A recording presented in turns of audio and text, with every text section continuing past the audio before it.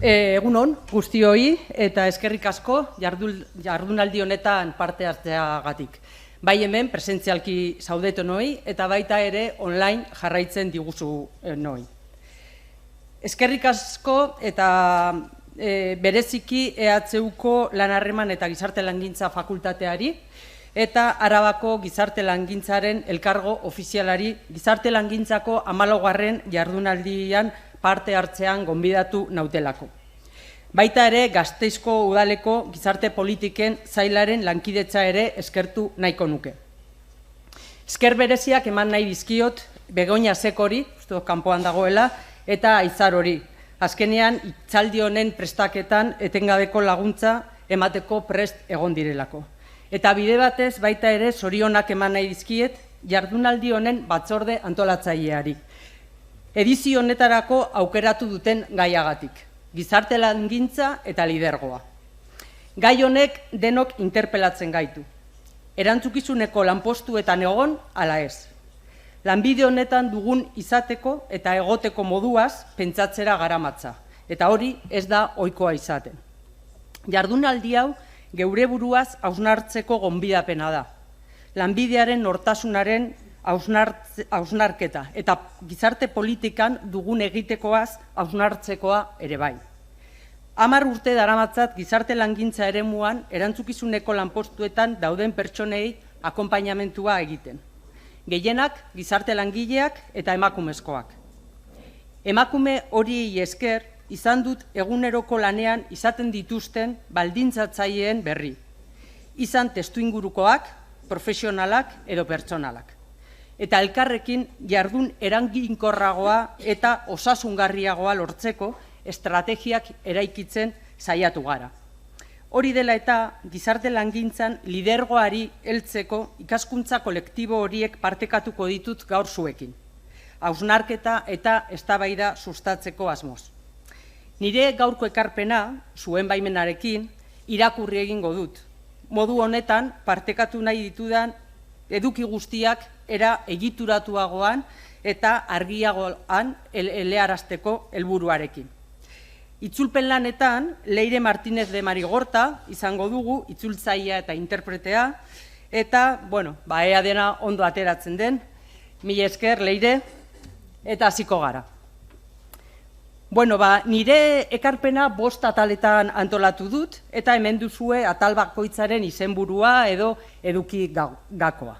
Alde batetik, lidergoa, zer da lidergoa, nola ulertzen dugu lidergoa, bigarrena poterea, nola harremantzen da poterea eta lidergoa, hirugarrena generoa, nola eragiten duen generoak lidergoari, laugarrena gizarte langintzaren azterketa lidergoaren ikuspegitik eta 5. modura azken hausnarketa batzuk. Lidergoa hasteko esan beharko dugu ikuspegi bateraturik ez dagoela. Aitzetik bai identifikatu ditzakegu bi ikuspegi edo eredu nagusi. Batetik ezaugarriak azpimarratzean oinarritutako teoriak daude. Pertsona liderraren ezaugarrietan oinarritzen direnak. Eta bestetik, prozesua eta harremana azpimarratzen oinarritutakoak, interakzioan eta lidergoko ikaskuntzan arreta jartzen dutenak. Goaz bakoitza ezaugarritzera. Ezaugarri pertsonak oinarri duen teoria horiek. Mendebaldeko tradizioa lehenengo talde honetan kokatzen da. Liderra definitzean, talde edo kolektibo bat zuzentzeko eta aginduak emateko berariazko ezaugarriak dituen gizona dela esan du. Banako liderrak izugarrizko eragina izan dute historikoki. Nahikoa dugu buruzagi politikoez, militarrez, erlijiosoez, edo zientifikoez gogoratzea, gizonezkoak guztiak. Eredu horrek zuzendu aditza aukeratu zuen, eta ezaugarri hauekin lotu zuen. Zuzentzeko doain, talentu edo kualitate naturalak duten pertsonak. Gizon handiak dira. Zuzentzea agintzea da, eta gainerekoei zer egin behar duten esatea. Bestek egiten duten lana kontrolatzea da, beraien egitekoa. Erantzun guztiak ditu, ez daki bat ez da onartzen. Ezin da akatzik edo errorerik egin. ezin da estropezurik egin. Ez da gertutasunik baimentzen, autoritatea zalantzan jartzen duelako. Munduaren ikuspegi individualista, asimetrikoa eta asimetrikoa du. Baina gaur egun badakigu lider horiek aldaketa handiak eta babes ikaragarriak lortu ahal izateko baldintza jakin batzuk izan zituztela. Beraz, ez dira bakarraren lorpenak izan. Gainera, zuzentzeko modu horrek kontrako ondorioak ere izan ditu, nahi diren helburu horiek lortzeko lagundu ez dutenek. Hori guztia dela eta, gero eta gutxiago identifikatzen gara lidergoa ulertzeko modu honekin. Ezta eredu honen ulerkeran zuzendaritza, koordinazio eta buruzagitza batek bete beharreko rolarekin. Zalantza horiek guztien ondorioz, azken hamarkadetan lidergoa ulertzeko eta gauzatzeko beste modu batzuk garatu dira. Lidergoa ulertzeko modu berri hauek izendapen desberdinak hartu dituzte. Adibidez, lidergo soziala, demokratikoa, kolektiboa, parte hartzailea, eraldatzailea, partekatua, lankidea, harremanezkoa, femeninoa eta bar. Izen bakoitzak garrantzirik handiena hartzen duen alderdia azpimarratzen du. Berezitasunak alde batera utzita, lidergo estilo horiek guztiek lideratzeko beste modu bat sustatu nahi dute. Modu tradizionala baino demokratikoagoa eta positiboagoa. Eta honako ezaugarri hauek dituena. Lider izaten ikasi egiten da. Denok izan gaitezke lider, bakoitzak bere talentua eskainiz. Lideratzea esan nahi du pertsonak motibatzea eta prozesuei akonpainamentua egitea. Lider izatea eta lider zaren pertsonekin konprometitzea izatea da. Lidergoa hautu bat da eta borondatezkotasuna behar da. Pertsonak elkarrekin erlazionatuta daude eta elkarrin mendekoak gara. Elkarrekin sortzen duguna banaka sortu ezin dugu. Liderrak partekatutako ikuspegi batetik abiatzen da, interes orokorraren eta guztien onaren alde lan egiteko. Gaur egun gehiago aipatzen da lidergoa eta gutxiago liderrak. Eta lidergoa helburu partekatu bat lortzeko pertsona batek, pertsona talde batean eragina izateko harreman prozesua dela esaten dugu. Beraz, gaur egun eskakizunetik baino, bikaintasunetik gertuago dagoen lidergo eredu edo ikuspegi batera bideratuagoa gaudela esan genezake. Silvia Guarnieri eta Miriam Ortiz de Zarete egileek honako tipo ideal hauei buruzko ekarpen interesgarriak azaltzen dute. Eskakizuna eta bikaintasuna bi eredu desberdin bezala kontrajarriz. Eskakizunean perfektua du xede eta aldiz bikaintasunean hobekuntza du xede. Helburuari begira batak eta bideari begira besteak. Errorea porrota ulertzen da edo errorea aukera ulertu dezakegu. Kontrola edo konpromisoa, mesfidantza edo konfiantza, aldaketari aurre egin edo berrikuntza. Feedback ona ez eman edo feedback ona eman. Kritikari itxita egon edo kritikari irekia. Giro urduria sortu edo giro positiboa. Egiten dudana naiz edo egiten dudana baino gehiago naiz. Gaur egun, gure testuinguru soziokulturalean, oraindik ere oso presente eta sustraituta dagoen arren eskakizunean oinarritutako eredua, mendebaldeko tradizioa eredu individual eta zorrotzari diogun atxikipena, diskurtso mailan behintzat, gainditu dugula esan daiteke. Eta eredu alternatibo berrietara abiatu gara praktikan, paradigma demokratiko, unibertsal, etiko eta feministagoetatik, bikaintasunerako bidean. Dena dela, bikaintasunean oinarritutako eredu horren barnean, bakoitzak bere estiloa eraiki behar duela uste duenetakoa naiz. Eta lidergo hori bakoitzaren nortasun ideologiko, politiko eta pertsonal profesionalaren arabera eraiki behar dela uste dut. Hori izan da urte hauetan zehar ikasin dudan gauzetako bat. Beraz, ez dut lidergo estilo jakin bat azalduko edo defendatuko, baizik eta bikaintasunean oinarritutako lidergoaren ikuspegitik alderdi batzuk aipatuko ditut. Hain zuzen ere, bakoitzak bere lidergo estiloa eraikitzeko bereziki garrantzitsuak iruditzen zaizkidan alderdiak. Aitzitik, funtsezko bi elementuk zeharkatzen dituzte mota guztietako lidergoak, eta elementu horiek kontuan izan behar ditugu euren inguruan hausnartu egin behar dugu abiapuntu gisa. Poterea eta generoa, hain zuzen ere. Jarraian aipatuko ditugu biak. Eta bigarren puntora goaz, zelan erlazionatzen da poterea lidergoarekin. Poterea, konstrukto sozial baten heinean, kontzeptualizatzeko konplexua da. Bere dinamismoagatik, dimentsio anitzekoa delako eta izaera erlazionala duelako.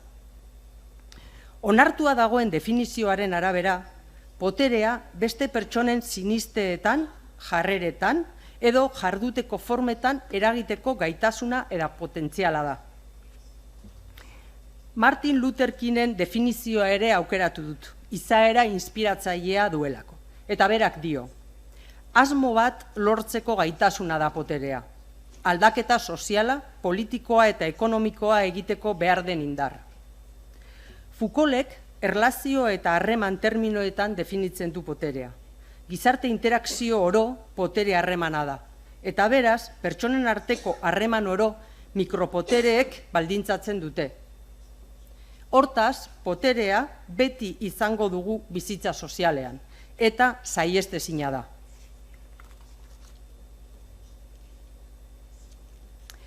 Poterea kategoria analitiko gisa asko aztertu den arren gizarte zientzietan ikuspegi filosofiko, soziologiko, antropologiko eta feministetatik, gizarte langintzan historikoki gutxi hausnartu dugu potere terminoetan.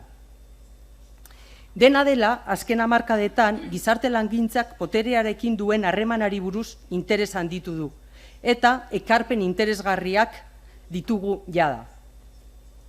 Poterea gizarte langintzan aplikatzerakoan oinarrizko bi zentzu aipatzen dituzte egileek. Gizarte langintza poterearen objektu gisa eta gizarte langintza poterearen subjektu gisa. Imaginario kolektiboan, behar bada, gehiago identifikatu gara poterearen biktima gisa. Erakundeen poterearen objektu gisa. Mendeko disiplina eta lanbide gisa. Gugandik kanpo hartzen diren erabaki politiko-instituzionalen mendeko gisa. Kokapen horretatik, poterea txartzat eta negatibotzat hartzen dugu. Beste batzuen zerbait dela uste izaten dugu. Gurea ez den zerbait. Baina bigarren ikuspegia aurrekoa bezain erreala da. Subjektu podereduna gara eskuhartze sozialaren bidez hartatzen ditugun pertsonekiko. Jakintza zientifikoa edo ezagutza aditua potere profesionalaren iturria handia da. Gure disiplina epistemologikoki ahula izan arren. Gizarte langintzak bere boterea erabiltzen du harreman profesionaletan. Baina subjektu poderedun izate hori neketzago identifikatzen eta aitortzen dugu. Xavier Peregrik uste du daukagun poterea ez dugula onartzen eta arbuiatzen dugula. Francisco Idaretak bere partez esaten du jardun profesionaletik dugun poterea eufemizatzeko edo eskutatzeko joera daukagula. Belen Navarrok azpimarratzen du profesionalaren eta hartatzen duen pertsonaren arteko poterea asimetria ukaezina dela. Eta asimetria hori ez onartzeak oso kokapen delikatu eta arriskutsuan jartzen gaituela. Izan ere, lagundu nahi diogunari inkonstienteki potere abusura eraman gaitzakelako. Eta gehiegikeria hori da saihestu beharrekoa. Harreman kritikoa mantendu behar da, eta erabilera arduratsua eta etikoa poterea erabiltzean. Zentzu horretan, Maribel Martinen ustez, gizarte langintzan poterea beharrezkoa da pertsonen bizitzan eragin positiboa izateko. Gizarte langintzan lidergoara gerturatzeko poteredun subjektuak interesatzen zaigu, baina bere dimentsio positiboan. Foucaulten hitzetan, norberaren gobernua eta niaren gobernua izango litzakeena. Eta feminismotik barrurako poterea, bizitzaren funtsezko poterea deritzona. Hau da, aitortzea pertsona bakoitzak bere bizitzari eta munduari forma emateko duen potentziala. Peregrik, dimentsio positibo hori gure esparruan aplikatzean honela adierazten du. Pertsonalki eta lanbide giza ahalduntzeko beharraz ohartu behar gara potere positiboa garatzeko. Ahalduntutako biztanleriarekin sintonian eta errealitatean aldaketa eraginkorragoak ahalbidetzeko. Beraz, lidergorako beharrezkoa da norbere burua poteredun subjektutzat hartu eta aitortzea. Hau da, norbere burua testuinguruek agindutakoaz haragoko zerbait egiteko potentziala eta ahalmena duten pertsona profesional giltza hartzea. Poterea norbere bizitzaz erantzukizunez erabaki ahal izateko eta poterea gizarte konpromisotik eragin politikoan parte hartzeko. Eta goaz, hirugarren atalarekin generoari lekutxo bat egitera. Hausnarketa honetan, beharrezkoa da generoaren kategoria ere tokia egitea. Potereak jarduten duen moduetako bat baita. Ez dago zalantzarik gizarte langintza lanbide feminizatua dela. Gizarte langintzako kontseilu nagusiak, Espainiako gizarte zerbitzuei eta gizarte langintzaren lanbideari buruzko laugarren txostenean jasotako datuen arabera, gizarte langileon 89% emakumeak gara gaur egun ere. Eustaten arabera, Euskadin, aktibo dauden gizarte langileen 82% emakumeak dira. Azterketa guztiek adierazten duten bezala, beirazko zabaia esaten dugun horrek indarrean dirau emakumeentzat beren ibilbide profesionalean. Ez gara lehenengo aukera izaten erantzukizuneko lanpostu baterako norbait behar denean. Gizarte langintzan ere hori gertatzen da. Gure unibertsitate, administrazio eta erakundeetan erantzukizuneko lanpostuan nor dauden ikusi besterik ez dugu egin behar, jabetzeko gizonezkoen ordezkaritza oso handia dela eta gerentziako lanpostuak maskulinizatuta daudela. Lehen aipatutako Espainiako gizarte zerbitzuei eta gizarte langintzaren lanbideari buruzko laugarren txostenean jasotako datuen arabera, gizarte langile gizonezkoek zuzendaritzako lanpostuetara sarbide privilegiatua izaten jarraitzen dute egun. Txostena 2022koa da. Era berean, genero irakurketa ere badu, emakume profesional askok ez onartzea erantzukizuneko lanpostuak betetzeko jasotzen dituzten proposamen apurrak. Emakumeok ez gaituzte sozializatu espazio publikoa okupatzeko. Ez dugu erreferentziazko eredu femeninorik izan. Ez gara identifikatzen lidergo estilo tradizionalarekin. Eta horren guztiaren ondorioz gure buruaz zalantzak ditugu. Ez gara eroso sentitzen, arrotz sentitzen gara, segurtasunik gabe, beldurrez. Iruzurtiaren sindromea deritzo horri. Autosabotaia egiteko egiturazko fenomenoa. Eta errepikatuko dut. Autosabotaia egiteko egiturazko fenomenoa. Oso ondo azaltzen duena Emma Vallespinozek nolare bien bere liburuan. Eta berak dio, neska koskorrak ginenetik heziketa patriarkala jaso dugu, eta oso argi uzten saiatu dira zer espazio den gurea. Zer nahi izan ditzakegun eta noraino heldu gaitezken. Espazio publikoa gizonak hartu dute historikoki, eta gizonak erabakitu dute nork egon behar zuen eta nork ez zuen egon behar. Gu epaitzeko erabili diren parametroak erabat maskulinoak izan dira. Hori dela eta ez da kasualitatea, iruzurra eta zaurgarritasuna agertzea publikoarekin eta profesionalekin zerikusia duen guztian. Gainera, ohikoa da emakumeok gure ingurutik ez jasotzea erantzukizuneko lanpostuak onartzeko behar dugun elkartasuna, babesa eta konfidantza. Eta horrelako gauzak entzun behar izaten ditugu. Zertarako sartu behar zara saltza horretan? Ez alduzu nahikoa lortu duzunarekin?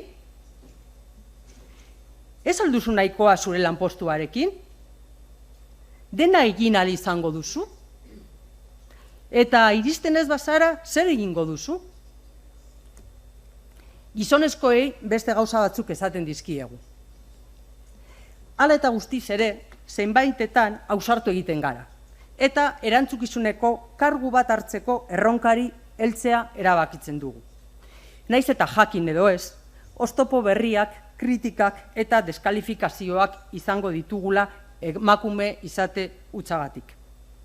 Behin erantzukizuneko karguan, beti susmopean egotea eta lanpostuarekin zerikusirik ez duten gaiengatik iseka edo eroso pertsonalak jasotzearen ondorioz, amore eman dezakegu zenbaitetan. Testuinguru patriarkal honetan, genero nortasunari begiratzea da giltzarrietako bat. Nortasun profesionala eraikuntza pertsonala da, inguruarekin interakzioan. Eraikuntza prozesu hori kontzienteagoa edo inkontzienteagoa izan daiteke, intrintzekoagoa edo estrintzekoagoa. Inkontzienteagoa den heinean, kanpotik barrurakoa den heinean, inguruak eragin handiagoa izango du gugan, eta inguru horrek esango digu nola izan behar naizen eta zer egin behar dudan. Kontzienteagoa denean, barrutik kanpora den neurrian, neure burua definitzeko gaitasun handiago izango dut, eta profesionalki nolakoa izan nahi dudan erabakitzeko ere bai. Genero ikuspegi batetatik, emakumeen sozializazio primarioa kanpotik barrurakoagoa izaten da. Eta heldu gaitezke pentsatzera, besteek gugan uste dutena garrantzitsuagoa dela guk gure buruaz uste duguna baino. Kontzientziara gerturatzea gehiago kostatzen da, eta eskakizun handiagoa du, ahalegin handiagoa du, baina osasungarriagoa eta egokiagoa da. Ikaskuntza esanguratsua barrutik kanpora baitoa beti. Diego Graziak ederki adierazi bezala. Norberaren nortasuna inguruneko materialekin eraiki behar da, baina modu autonomoan. Bestela, gure bizitza testuinguruak gidatuko du.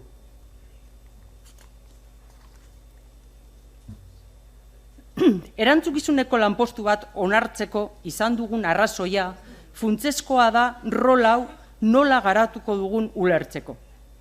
Batzuetan, zeinbat proposamen onartzeko izaten ditugun arrazoiak izaten dira errespetatzen dugun norbaitek eskatu digula, eta hari hutsik egin nahi ez izatea, leialtasun kontuengatik. Eta berriro ere, kanpotik barrurako funtzionamentu eskema erreproduzitzen gaude. Lidergoa borondatekotasunean behar du izan. Nik erantzukizuneko lanpostu hau hartu nahi dut. Borondatekotasuna izateak esan nahi du asmo kontzientea eta banakako konpromisoa. Borondatekotasun intrintzekotik baino ez dugu garatuko lidergo ona. Ingurua barren biktimismoa albo batera utzita, eta inguruabar berriak sortzeko parte hartze aktiboa berekin duen erantzukizuna geure egingo dugu. Hala egiten ez badugu, erantzukizuneko lanpostu bat gaizki beteko dugu, ez gara lider izango. Bueno, ez dakit zelangoa zen, ondo jarraitzen da? Bai, itxulpena jarraitzen zaudetenok be bai? Bale, bueno, baingo dugu aurrera. Orain arte ikusi ditugu lehenengoko 3 atalak, nola ulertu daiteken lidergoa, ze harreman eduki dezaken poterearekin, nola eragiten duen generoa, eta orain zentratuko gara gizarte langintzan eta bere aplikazioan. Laugarren atal honetan, gizarte langintzaren lidergoak aztertu nahi izan ditut, eta horretarako 3 arakatze maila identifikatu ditut. Maila mikroa, autolidergoa, maila mesoa, beste pertsona batzuek lideratzea, eta maila makroa, disiplina eta lanbidearen lidergoa. Aztertu dezagun hauetariko bakoitza. Gertueneko mailan norbere buruari lotutako lidergoa jarri dut. Ez baitago lidergorik, autolidergorik gabe. Baina nola garatzen dugu autolidergoa? Autoezagutzaren bidez. Autoezagutza emozio, pentsamendu eta ekintza propioekin konektatzeko trebezia da. Norbere buruaren kontzientzia hartzea, pertsonaki eta profesionalki hasi ahal izateko. Gure lanbidean gu gara baliabide nagusia, eta gu horretan sartzen da pertsona ere. Lanbide guztietan ez da hala gertatzen, adibidez, kimikari edo iturgin baten kasuan gauzak ekoizten dituzte. Aldiz, guk harreman bat sortu behar dugu, lotura bat, eta horretarako beharrezkoa da gure izatea ere, gure alderdi pertsonala jokoan ipintzea. Gure kasuan, alderdi pertsonala eta profesionala oso lotuta daude. Rol profesionalaren atzean pertsona bat egoten da beti, eta pertsona horrek bizi esperientzia jakin bat, balore batzuk, zaera bat, estilo bat izaten ditu, nortasun bat, azken finean. Autoezagutzarako norberari denbora eman behar diogu. Norbera begiratzeko, pentsatzeko eta behatzeko. Lan introspektiboa egitea, autobeaketa eta hausnarketa kritikoaren bidez. Gutxienez, norbere buruaren 3 arlo ezagutzeko helburuarekin. Balioak, baliabideak eta mugak. Balio pertsonalez haratago, Adela Kortinak zeinbat bertute lantzeko beharra aipatzen digu. Bertutedun profesional bihurtu gaitezen. Bertute esatean, ongi aritzeko prestutasuna ematen diguten kualitateez ari naiz, eta ohiturarekin eskuratzen dira. Honako hauek dira nire aburuz gizarte langintzan lidergoa izateko landu beharreko bertutetako batzuk. Borondatezkotasuna, asmo kontzientea eta konpromiso individuala neure garapenarekin, protagonismoa, neure buruarekin dudan potere kokapenetik, zaintza, norbere burua onartu eta errespetatu, elkarmendekotasuna, bizirauteko besteak behar ditugularen aitortza, humiltasuna, konplexutasun sozialaren kontzientzia eta norbere mugen aitortza, ikaskuntza, ikasteko jarrera egunerokotasunean, konfiantza, norbere buruaz fio izan eta besteentzako fidegarria izan, kongruentzia, pentsatzen, sentitzen eta egiten duguna lerrokatu, eta konpromisoa, parte hartzen dugun hartan inplikatu. Silvia Navarroen hitzetan guzti hau izango litzateke pertsonalki eta profesionalki heldutasun prozesu bat abian jartzean datza. Profesional helduek nahi izaten baitituzte langune helduak, bikaintasunera bideratzen direnak. Seguruenik hemen gauden askok egin behar izan dugu geure burua ezagutzeko prozesu hau krisi edo ondoez uneren batean. Aitzitik, proposatzen dizuedana kontrakoa da. Ekimena hartu eta gure buruaren lider izateko gaitasuna garatzea une kritikoen zain egon gabe. Gure buruez arduratzea da egin behar dugun lehenengo lana eta garrantzitsuena. Norbere bizitzaren lider izatea. Teresa Zamanillok dioen bezala, norbere burua konkistatzea da ekin daitekeen lanik ederrena. Eta goaz, bigarren arakatze mailara, maila mesora, beste pertsona batzuek lideratzea. Gizarte langintzako profesionalak izanik, lidergo postuak zenbat forma eta gradutan bete ditzakegu. Baliabide baten arduradun izan gaitezke, zerbitzu baten koordinatzaile, arlo bateko buru, sail bateko zuzendari, gerente bat. Askotan, gure ongi egite profesionalaren aitortzatik etortzen zaigu aukera. Eta hori da, hain zuzen ere, kolektibo profesionalaren eskaria zuzendaritzako eta koordinazioko lanpostuak betetzean. Victor Jiménez Bertomeu irakasleak 2008 batean zuzendutako ikerketa baten hori bera jasotzen du gizarte langilei eginiko elkarrizketetatik. Erantzukizuneko lanpostuetan, zuzeneko eskuartze lanpostuetan aurrez esperientzia duten pertsonak jartzeko eskatzen da. Prozesuak eta zerbitzuaren beharrak hobeto ulertu eta ezagutzeko. Eta profesionalen lanarekin eta egunerokotasunarekin enpatizatzeko ere bai. Baina profesional on bat ez da automatikoki lider ona. Berriro diot, profesional on bat ez da automatikoki lider ona. Zenbaitetan entzun izan dut, profesional oso on bat galdu genuen eta orain koordinatzaile txar batekin geratu gara. Batetik bestera igarotzeko bide hori sarerik gabe egiten dugu gehienetan. Horretarako prestakuntzarik eta trebakuntzarik gabe, egiteko berri hori eraiki beharrik ez balego bezala. Lider izaten ikasi egiten da, eta ondorioz, lidergo estilo propioa eraiki behar da, etengabeko prestakuntzatik, autoezagutzatik eta gainbegiraketatik. Orduan, nola garatu beste pertsona batzuk lideratzea? Niretzako klabea da xedeak, zereginak eta harremanak ondo bereiztea, eta kontuan izatea. Finean, erantzukizuneko lanpostuak ulertzeko modu bat planteatzen dizuet. Erantzukizunezko postuan dagoen pertsona erakundearen, zerbitzuaren edo proiektuaren xedea zein den argi izan behar du. Eta berarekin lerrokatuta egon behar da.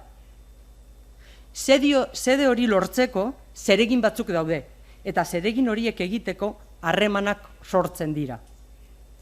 Beraz, harremanak eta lantaldeak zereginak egiteko eta zedea lortzeko bitartekoak dira. Profesionalak dira gizarte ekintza eremuetan bitarteko nagusiak, eta lidergo postuetatik zaintza profesionalaren kultura bultzatu behar da. Arduradunak eta zuzendariak ezin dira kudeaketara mugatu. Euren egitekoa ere baita profesionalen ongizatea babestea. Profesionalaren eta lantalden oinarrizko beharrak hartatu behar dira. Zeintzuk, adibidez, lan esanguratsua garatzeko beharra. Ekarpena egiteko eta aitortzeko beharra. Eragiten dieten aldaketan parte hartzeko beharra. Hori bebai da arduradunaren zeregina. Beraz, erantzukizuneko lanpostuetatik bi alderdiak hartatu behar dira. Zeregina eta harremana. Kontuan izan da, harremana zereginaren zerbitzura dagoela, eta aldi berean zeregina xedearen zerbitzura. Ikus ditzagun zereginaren eta harremanaren inguruko alderdi batzuk. Zereginari dagokionez, erakundearen enkargua da, eta eremu arrazionala barne hartzen du.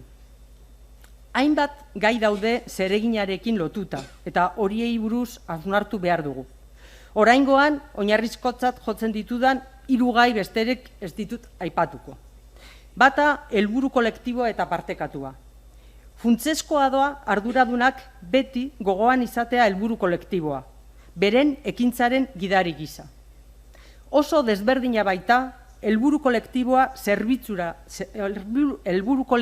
zerbitzura jartzea edo helburu kolektiboa norberaren zerbitzura jartzea. Hau, berriro ere errepikatuko dut. Oso desberdina da helburu kolektiboaren zerbitzura jartzea edo helburu kolektiboa norberaren zerbitzura jartzea. Ta pentsatzen badugu, azken hori asko gertatzen da. Hau da lidergoaren gakoetako bat.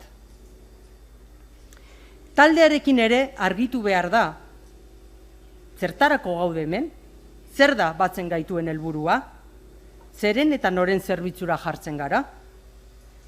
Taldeetan horri buruz hausnartzen hasiko bagina, harrituko ginateke oso pertzepzio desberdinak daudelako. Berariaz tratatu behar da gaia. Niretik gurera pasatzeko balio baitu, talde nortasuna sortzeko. Era berean, beharrezkoa da herritarren ahotsa entzutea eta baterako helburu hori ere herritarrekin alderatzea. Bigarren gaia, azpimarratu nahi dudana, rola funtzio gisa. Erantzukizuneko lanpostuan rola edo dagokion funtzioa argitzea da oinarrizko beste zereginetako bat. Zer dagokit eta zer, ez? Rol honetatik zer aukera edo mugak ditut? Erantzukizuneko lanpostu batetik ezin da dena bere gain hartu eta konpondu. Gai batzuk ez dira rol horren ardura, eta oso garrantzitsua da argi edukitzea, itxaropenak doitzeko eta frustrazioan ez erortzeko. Era berean, ezin dugu ahaztu rol batek ez duela agortzen pertsona bat dena. Batzuetan nahaztu eta partekatu egiten dugu, rola eta pertsona. Ez da azkenik eskuordetza. Lidergoan eskuratu beharreko oinarrizko trebetasunetako bat da. Ez dirudian arren beharrezko trebetasuna da, baina zaila da ondo egitea. Liderrak funtzioak ordezkatzen ditu, baina inoiz ez erantzukizuna. Horregaitik, liderron batek leialtasunez defendatuko du bere taldea, eta lehen pertsonan hartuko du bere gain egin dezaken edozein akats. Ez dago ezer okerragorik nagusi bat erantzukizuna saihestu eta bere taldeko kide bati errua botatzea baino. Eskuordetza ez da egintza bat, prozesu bat baizik. Ze funtzio eskuordetuko den pentsatu behar da. Taldeko nori proposatuko zaion aukeratu. Eskaera pertsonalki egin. Ordezko hori prestatu. Eta prozesu osoan lagundu. Ondo eginez gero, lan handia izango da arduradunarentzat. Baina taldeak ondo funtziona dezan lagunduko du. Izan ere, eskuordetza ikasteko modu bada, lanaren edukia indartu eta aberazten du. Ekimena eta konpromisoa sustatzen ditu eta erabakiak hartzeko parte hartze aktiboa bultzatzen du. Eta goa zerbait esatera harremanari buruz. Harremana esaten dugunean talde profesionalari buruz ari gara, eremu emozionala barne hartzen duena. Liderrak garen aldetik lantaldearentzat denbora eta espazioak bermatu behar ditugu, zereginetik haratago. Taldearen barruko harremanak 4 oinarri izan behar dituzte, eta oinarri horiek erraztu behar ditugu. Heldutasun pertsonala, elkarrekiko errespetua, esker ona eta taldearen kohesioa eta helburu komuna. Hau guztia lantzeko gaitasun komunikatiboak behar ditugu. Eta nik 2 trebetasun nabarmenduko ditut gaur. Entzutea eta konfidantza. Entzutea desbalorizatua dagoen trebetasun bat da. Agian erraza dela pentsatzeagatik. Baina ez da hala. Jesus Madrid Sorianok entzuteari buruz egiten duen analiziari erreparatu besterik ez dugu, haren konplexutasuna egiaztatzeko. Entzuteak esan nahi du entzundakoaren zati bat jasotzea, positiboa, berria edo lagungarria zaiguna. Horregaitik, entzumenaren aliatuak isiltasuna eta benetako jakinmina izango dira. Konfiantza pertsonekin lan egiteko predisposizioa da. Erantzukizuneko kargua duten pertsonek konfiantza izan eta sortu behar dute. Honeko printzipio hauek konfiantza sortzen laguntzen dute. Gaitasuna, enkargua garatzeko gai izatea. Eskuzabaltasuna, interes kolektiboaren zerbitzura jartzea. Sinesgarritasuna, konpromisoak garaiz eta behar bezala betetzea. Dedikazioa, profesionalekin eta lantaldearekin hitz egiteko denborak hartzea. Argitasuna, eskaerak zehatzak egitea. Eta erreklamazioa, elkarrizketak izatea egin gabeko zereginen edo konpromisoen ondorioz. Maila meso honen ondorio gisa, esan genezake lidergo on batek kudeaketaz haratago lantaldearen zaintzan eta laguntzan jarri behar duela arreta. Bere zereginak ahalik eta ondoen egin dezan. Eta eskuzabaltasunetik egin behar du. Jakitun izanik, lider izatean bere interes pertsonal eta profesional zati bat sakrifikatzen duela interes kolektiboen zerbitzura jartzeko. Eta hau ere errepikatuko dut. Jakitun izanik, lider izatean bere interes pertsonal eta profesionalen zati bat sakrifikatzen duela interes kolektiboen zerbitzura jartzeko. Eta pasatzen garaia, hirugarren eta azken mailara, arakatze makroa. Maila makro honetan, gizarte langintzako esparru profesionala eta disiplinarra lideratzeaz arituko gara.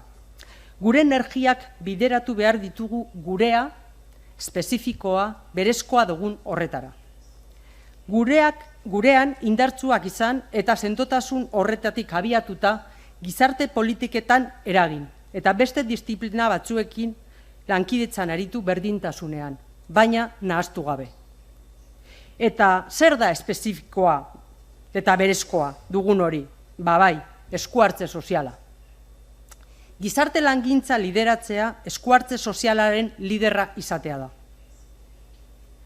Naiz eta hau augerikoa dirudien, askotan gure eremua alde batera uzten dugu, hain gureak ez diren beste batzuetaz arduratzeko. Eta nola lideratu eskuhartze soziala? Hau gai potoloa da, baina nik bost pista edo bost bide proposatuko dizkizuet labur-labur. Lehenengoa, gure objektua zaindu, eta gureak ez direnak zaintzeari utzi. Eskuhartze soziala terminoa 50ko hamarkadan sortu zuen gizarte langintzak, eredu medikoari dagokion tratamentu terminoa ordezkatzeko. Teresa Zamanillok honela definitu zuen eskuhartze soziala. Desabantaila egoeran edo gizarte bazterkeriako egoeran dauden pertsonen eta kolektiboen bizi baldintzak eraldatu nahi dituzten erakunde publiko eta pribatuetan eragile profesionalek egiten duten gizarte ekintza oro. Berriki, Miren Ariñok, eskuhartze soziala terminoaren ordez, elkarlanerako praxia proposatu du. Praxiarekin integrazio teoriko, praktikoa eta lankidetzarekin profesionalaren eta hartatutako pertsonen arteko harreman horizontala adierazteko. Hautatzen dugun terminotik haratago, eskuhartze sozialaren edo elkarlanerako praxiaren baitako harreman dimentzioa azpimarratu nahi dut. Harreman dimentzio hori ederki azaltzen du Josefa Fonbuenak. Profesionalaren eta pertsonaren artean eraikitzen den laguntza harremanean, topaketan, loturan, aliantzan, lankidentzan, hor hasten da garatzen lan profesionala. Gure lanaren eraginkortasuna, neurri handi batean, sartzen den harremanaren kalitatearen araberakoa izango da. Dela esan da, harremanik gabe ez dago eskuhartzerik. Baliabideen kudeaketa egongo da, bai, baina ez eskuhartzerik, edo elkarlanerako praxirik. Nire aburuz, denbora gehiegi daramagu gizarte langintzaren objektua alde batera uzten. Jakina da, 80ko hamarkadaz geroztik, gizarte zerbitzuen sistema publikoa garatzearekin batera, eskuhartze soziala gutxitzen joan dela pixkanaka. Hori da profesionalaren haserrearen iturri nagusietako bat. Eta baita ere, gizarte langintza graduko ikasleen eszeptizismoa adierazteko arrazoietako bat, babes eremu horretan praktikak egiteko eskaintza egiten zaienean. Paradoxikoa da, kontuan hartzen badugu, eskuhartze soziala dela gizarte zerbitzuen prestazio tekniko nagusia. Eta gizarte zerbitzuak, gizarte langintzaren babes sistema kuantitatiboki handiena. Gizarte langintza lideratu nahi badugu, eta zergaitik ez, gizarte zerbitzuak, eskuhartze soziala edo lankidetza praxia landu behar dugu. Gure objektua zaindu eta gureak ez direnak zaintzeari utzi. Hori izango litzateke gakoa. Bigarren pista, burokraziaren birusari muga jarri. Gizarte langintza eremuaren burokratizazioa profesionalek ezagutzen eta aitortzen duten erronka bat da, ikerketa eta ebaluazio guztietan presente dagoena. Gizarte langintzako kontseilu nagusiak lehen aipatutako Espainiako gizarte zerbitzuei eta gizarte lanaren lanbideari buruzko laugarren txostenean jasotzen da, profesionalek burokratizazioari dioten ezinegona eta aierga orokorra. Txosten horrek, halaber, burokraziak profesionalen artean esanai anitzak hartzen dituela dio. Ildo horretan, egokia ikusten dut argitzea eskuhartze sozialaren burokratizazioarekin zer ulertzen dugun. Eta honela laburbildu daiteke. Lan profesionala ikuspegi administratibo batetatik edo baliabideen kudeaketaren logikari jarraiki garatzea. Eskakizunak egiaztatzea eta izapidetza ardatz hartuta. Horrela, teoria eta ezagutza arau eta prozedura multzoarekin ordezkatzen da. Eskuhartze sozialaren oinarri edo gida gisa. Desprofesionalizazioa eraginez. Baliabideen kudeaketa eta berau gauzatzeko behar den burokrazia eskuhartze sozialaren parte da. Baliabideen kudeaketa eta eskuhartze soziala ez dira bi ekintza aukera. Ez ditugu parekatu behar. Baliabideen kudeaketari ez dagokion garrantzia ematen diogulako. Kudeaketa ezinbestekoa da baliabideak egoki administratzeko, baina beti eskuhartze sozialaren baitan. Beraz, eman diezaiogun gauza bakoitzari bere lekua. Eta horren arabera, baliabideak behar bezala administratu dezagun eskuhartze sozialaren baitan. Hirugarren pista, errentak bermatzeko sistemaren alde egitea. Fernando Fantobak deritzon bizirauteko oinarrizko premien estaldura, edo Belen Navarrok izendatzen duen pobreziaren ziurtagiria, gure jarduera profesionalaren erdigunean jartzeari ustea defendatzen dut. 80ko hamarkadan bazterketarekin eta gizarteratzearekin lotutako gutxienako errenta baldintzatuak sortu ziren, eta prestazio ekonomiko hauen kudeaketa esleitu ziguten. Eta berriro ere ez dagokigun gauza batez arduratzen ginen, lanbideari kalte larria eginez. Errentak bermatzeko sistema publikotik, eta ez gizarte zerbitzutik, kudeatutako oinarrizko errenta unibertsal baten aldekoa naiz. Pobretutako herritarrak eta gizarte langintzako lanbidea duinduko dituena. Puntu honetan ez naiz luzatuko, baina bai esan, gizarte langintzako kontseilu nagusiak gai honi buruz egindako lan interesgarri bat kontsultatu daitekela bere web orrialdean. Laugarrenik disiplinari dagokiona. 1980etik berezko ezagutza arlo bat daukagu, gizarte langintza eta gizarte zerbitzuak. Honek gizarte langintzaren eta gizarte zerbitzuen errekonozimendua ekarri zuen, baita unibertsitatearekin eta zientziarekiko lotura ere. Eta bide eman dio gaur egun gizarte langintza graduari eta doktoregoari. Hori guztia dagoeneko badugun indargune bada, eta balioan ipini behar dugu. Kontrapuntoa edo ahultasuna da, esparru akademikotik, adar hori ez dugula behar beste ezagutza teoriko, metodologiko, teknikoekin elikatu. Eta orainean ere ez garela nahikoa elikatzen ari. Ondorioz, disiplina ahulezia dago, eta automatikoki lanbide hauskortasunera eramaten du. Izan ere, ezagutza orok ez digu balio. Eta hemen, objektuarekin, kasu honetan ikerketa objektuarekin egiten dugu topo berriro. Eskuhartze sozialari buruzko ezagutza gehiago behar dugu.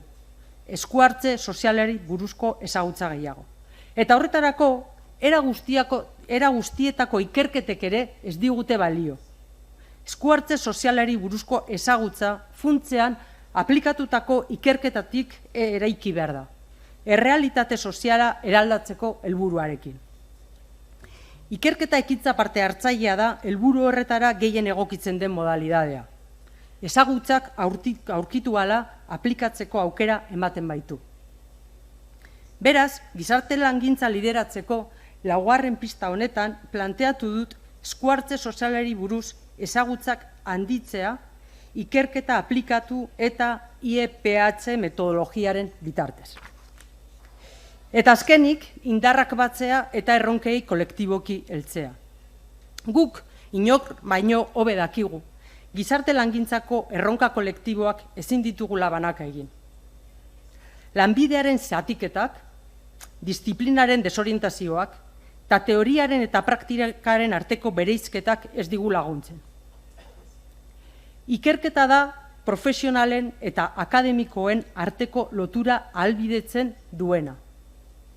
Gizarte langintzako unibertso partekatuan batzen gaituena. Horretaz jabetzeak, hausnarketa prozesu kolektibo bati ekitera bultzatzen gaitu. Gizarte langintzaren liderrak izateak gutxienekoen ikuspegi partekatua nor garen eta nor izan nahi dugun, eta horren alde modu kolektiboan borrokatzea eskatzen du. Eta bukatzeko, azken hausnarketa batzuk. Ikusi dugunez, lidergoa denoi interpelatzen digun gaia da, nire ustez. Gutxienez, bi zentzutan, o bi mailatan. Autolidergoari dagokion maila mikroan, pertsona eta profesional gisa. Nik erabaki behar dut nor naizen eta nondik eta nola eraikitzen dudan nire rol profesionala. Eta bigarren alderdia, gizarte langintzari dagokion maila makroan. Gizarte langintza lideratu nahi badugu, denon konpromisua behar dugu. Bi maila horiek izan daitezke planteatzen garen zeregina. Edo baita ere meso mailari heldu diezaiokegu, taldeak, proiektuak, zerbitzuak edo erakundeak lideratuz. Norabide horretan aurrera egin ahal izateko gelditu egin behar dugu. Egiteari utzi eta gure izateko, pentsatzeko eta egiteko moduei buruz jabetzeko eta hausnarketa kritikoa egiteko espazioak ahalbidetu. Espazio horiek hainbat forma izan ditzakete, gainbegiraketa taldeak, etika batzordeak, ikerketa ekintza proiektuak eta abar. Beraz, lidergoa aktibatu beharko genuke gure egitura osoan.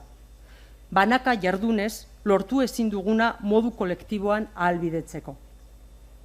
Eta azken, konklusio modura esango nuke, guztiok izan gaitezke eta izan behar dugu liderrak gizarte langintzan. Bakoitza bere rol profesionalatik. Eskerrik asko.